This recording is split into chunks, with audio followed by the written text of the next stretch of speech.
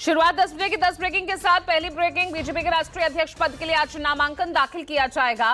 Party के मौजूदा राष्ट्रीय कार्यकारी अध्यक्ष नितिन नवीन आज नामांकन भरेंगे। इस दौरान उनके साथ गृह मंत्री अमित शाह, रक्षा मंत्री राजनाथ सिंह समेत कई वरिष्ठ नेता मौजूद रहेंगे। सूत्रों के मुताबिक कार्यकारी अध्यक्ष नितिन नवीन का चुना जाना लगभग तय माना जा रहा है। अगर नितिन नवीन अध्यक्ष चुने जाते हैं तो ऐसा पहली बार होगा जब बिहार से पार्टी का राष्ट्रीय अध्यक्ष चुना जाएगा। वहीं 45 साल के नितिन नवीन अब तक के सबसे युवा राष्ट्रीय अध्यक्ष होंगे।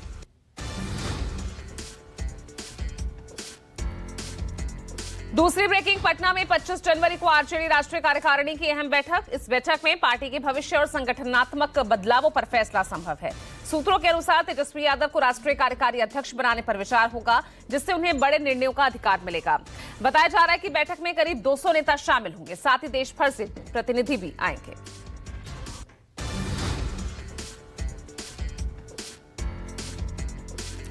तीसरी ब्रेकिंग, मुंबई में मेयर पद को लेकर सस्पेंस बरकरार है। सस्पेंस के बीच एकनाथ शिंदे का बड़ा बयान सामने आया। कहा, मुंबई का मेयर महायुति का ही बनेगा। बीजेपी एक नंबर की पार्टी है और उसके अलावा उन्होंने पीएम मोदी की भी तारीफ की। इस बीच पार्षदों से मुलाकात के बाद उन्हें नसीहत देते हुए शिंदे ने कहा, कहीं भी कोई गलत या दाग ना लगे, इसका ध्यान रखें, क्योंकि आपके व्यवहार और बोलचाल पर नागरिकों की नजर रहती है।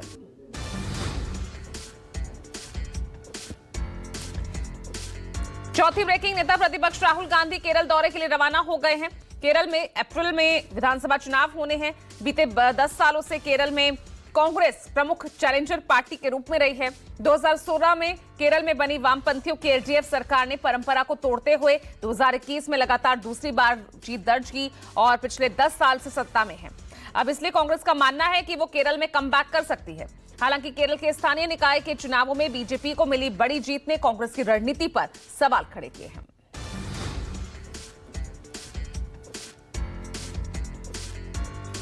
पांचवी ब्रेकिंग, मध्य पूर्व शांति पहल में भारत को बड़ी जिम्मेदारी मिली है। गाजा पीस बोर्ड के लिए ट्रंप ने पीएम मोदी को आमंत्रण भेजा है।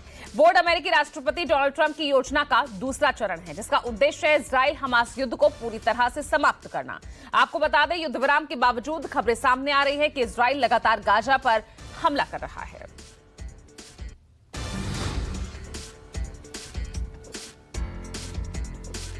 छठी ब्रेकिंग, संयुक्त अरब अमीरात के राष्ट्रपति शेख मोहम्मद बिन जायद अल नाहयान आज एक दिन के दौरे पर भारत आएंगे। इस दौरान प्रधानमंत्री नरेंद्र मोदी से उनकी मुलाकात होगी। वहीं दोनों नेताओं के बीच आपसी हितों से जुड़े क्षेत्रीय वैश्विक मुद्दों पर बातचीत होगी। राष्ट्रपति बनने के बाद उनका यह तीसरा और पिछले 10 सालों में 5वां भारत दौरा है। विदेश मंत्रालय के मुताबिक इस दौरान व्यापार, निवेश, रक्षा, सहयोग, ऊर्जा और दुनिया से जुड़े अहम मुद्दों पर बातचीत हो सकती है। दोनों नेता मिडिल ईस्ट के मौजूदा हालात पर भी चर्चा कर सकते हैं।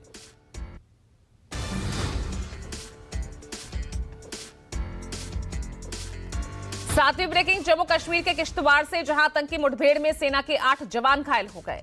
अधिकारियों के मुताबिक 3 जवानों को एयरलिफ्ट कर इलाज के लिए उधमपुर आर्मी बेस हॉस्पिटल पहुंचाया गया। मुठभेड़ किश्तवाड़ के ऊपरी जंगली इलाके सोनार की है।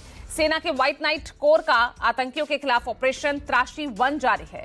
इस मुठभेड़ में दोनों ओर से फायरिंग की गई। 2 से 3 आतंकियों को जवानों ने घेर लिया है। तभी आतंकियों ने ग्रेनेड से हमला कर दिया। अधिकारियों के मुताबिक ये आतंकी जैश ए मोहम्मद से जुड़े हो सकते हैं।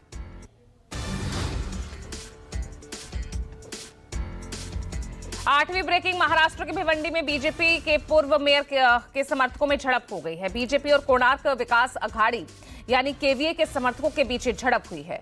दोनों पक्षों के बीच जमकर पथराव भी हुआ। पुलिस ने मौके पर पहुंचकर दोनों पक्षों के कार्यकर्ताओं को तितर-बितर किया। घटना के बाद इलाके में तनाव का माहौल है और इस बीच बीजेपी विधायक ने कहा, बच्चों को पीटा गया, ऑफिस पर पथराव किया गया।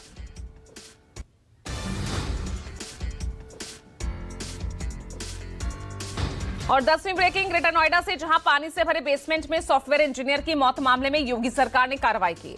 मामले में एक जूनियर इंजीनियर को बर्खास्त किया गया है। 2 बिल्डर्स पर भी केस दर्ज किया गया है। मृतक सॉफ्टवेयर इंजीनियर के पिता की तहरीर पर पुलिस ने केस दर्ज किया। इस हादसे में सॉफ्टवेयर इंजीनियर युवराज मेहता की जान चली गई थी।